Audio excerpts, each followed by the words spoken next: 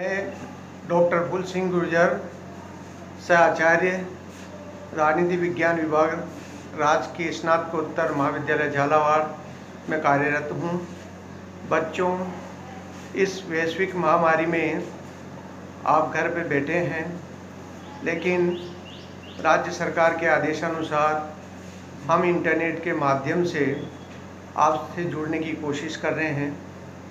इस बदलते दौर में हम कैसे बच्चों से मुखातिब हो सकते हैं, तो एक ही एक माध्यम बचा था जिसके द्वारा हम ये जानने की कोशिश करेंगे, क्योंकि जो फर्स्ट ईयर के विद्यार्थी हैं वो स्कूल से पास होकर महाविद्यालय में प्रवेश लेंगे, तो उनको ये जानना और समझना बहुत ज़रूरी है कि राजनीति विज्ञान जैसा विषय, उसका मूल क्या है, उसकी परिभाषा क्या है, उसका स्वरूप क्या है, उसकी उत्पत्ति कहाँ से हुई है। तो राजनीति विज्ञान का मोटा मोटा अर्थ हम जानें तो ये यूनान से इसकी उत्पत्ति हुई है। यूनान के छोटे छोटे नगर राज्य थे, जो उनकी जानकारी हमको मिलती है वो राजनीति में मिलती थी। राजनीति एक प्रोसेस है, एक प्रक्रिया है।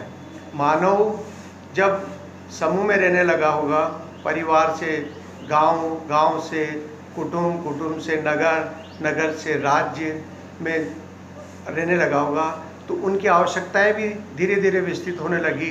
उन आवश्यकताओं की पूर्ति करने के लिए उसने राज्य जैसे संगठन का गठन किया होगा। तो हम ये जानेंगे कि राज्य और सरकार और मानव, इनके बीच में क्या संबंध है। मनुष्य एक सामाजिक प्राणी है, वो समाज में रहता है। अगर जो मनुष्य समाज में नहीं रहता है, या तो वो देवता है या वो पशु है। इन चीज़ों को देखना, जानना, इनको समझना हमारे लिए बहुत ज़रूरी है, आवश्यक भी है। तो अनेक विद्वानों ने राजनीति विज्ञान की परिभाषाएं अपने अपने दृष्टिकोण से दी है। तो मूलतः हम ये कह सकते हैं कि राजनीति विज्ञान के दो दृष्टिकोण हैं, एक तो परंपरागत दृष्टिकोण और एक आधुनिक दृष्टिकोण। परंपरागत दृष्टिकोण के अनुसार राजनीति विज्ञान को हमने संस्थागत रूप से, आदर्श रूप में, काल्पनिक रूप में समझने की कोशिश की है। ये जानने का प्रयास किया है कि राजनीति विज्ञान के अंतर्गत किन किन विषयों को शामिल किया गया है, किन किन विषयों को हम शामिल कर सकते हैं, उनका अध्ययन कर सकते हैं, उनको जान सकते हैं। तो मोटे मोटे तौर पर हम परंपरागत दृष्टिकोण को तीन परिभाषाओं में विभक्त कर सकते हैं। पहली परिभाषा है जिसको हम कहते हैं कि राजनीति विज्ञान के अंतर्गत राज्य का अध्ययन किया जाता है, कि राज्य कब बना है, राज्य का प्रारंभ कब हुआ, राज्य कब समाप्त हुआ, राज्य की क्या क्या विशेषताएं हैं, राज्य के साथ साथ क्या क्या परिवर्तन होता रहा है। इन चीज़ों को हम जानने की कोशिश करेंगे। राज्य का स्वरूप कैसे बदलता रहा है, उन सब चीज़ों को हम समझने का प्रयास करेंगे। तो प्रोफेसर गार्नर ने कहा है कि राजनीति विज्ञान की शुरुआत और अंत राज्य के साथ ही होता है। उसी प्रकार से कुछ विद्वान ये मानते हैं कि राजनीति विज्ञान के अंतर्गत सरकार का अध्ययन किया जाता है। सरकारें कैसे बनती है, उनका स्वरूप क्या होता है, उनका विघटन कैसे होता है, सरकारों के क्या क्या कार्य होते हैं, ये जानने की कोशिश करते हैं। तो प्रोफेसर सीले और प्रोफेसर लिकाउट ने कहा है कि राजनीति विज्ञान के अंतर्गत सरकार का अध्ययन किया जाता है।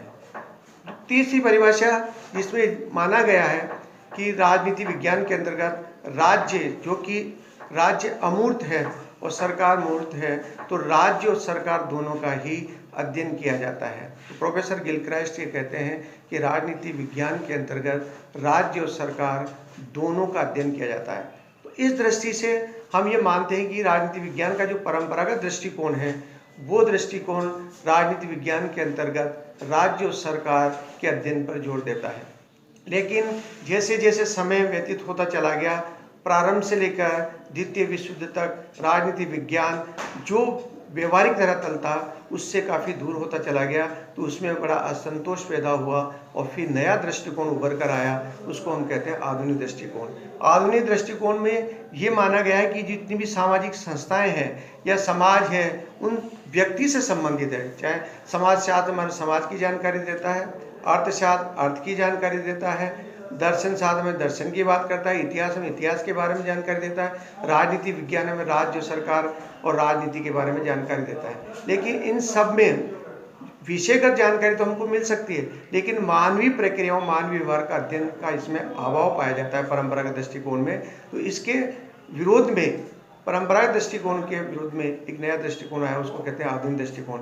उस आधुनिक दृष्टिकोण ने कहा है कि मानवीय व्यवहार को भी राजनीति विज्ञान में शामिल किया जाए और इसको शामिल करके इस विषय को अधिक वैज्ञानिक बनाया जा सकता है। तो मानव की प्रक्रिया, जो हम नीतियाँ बना रहे हैं, जो हमारी संस्थाएं हैं, जो राज्य है, सरकार है, उनके कार्यक्रम का व्यक्ति के व्यवहार पर, उनके जीवन पर, उनके कार्यक्रमों पर क्या प्रभाव पड़ रहा है, ये भी राजनीति शास्त्रियों और आपको जानना बहुत ज़रूरी है, समझना बहुत ज़रूरी है। फिर जो नीतियाँ बनती हैं, जो नियम बनते हैं, कार्यक्रम बनते हैं, उनका भी अध्ययन राजनीति विज्ञान के अंतर्गत होना चाहिए। नीति निर्माण का भी अध्ययन होना चाहिए।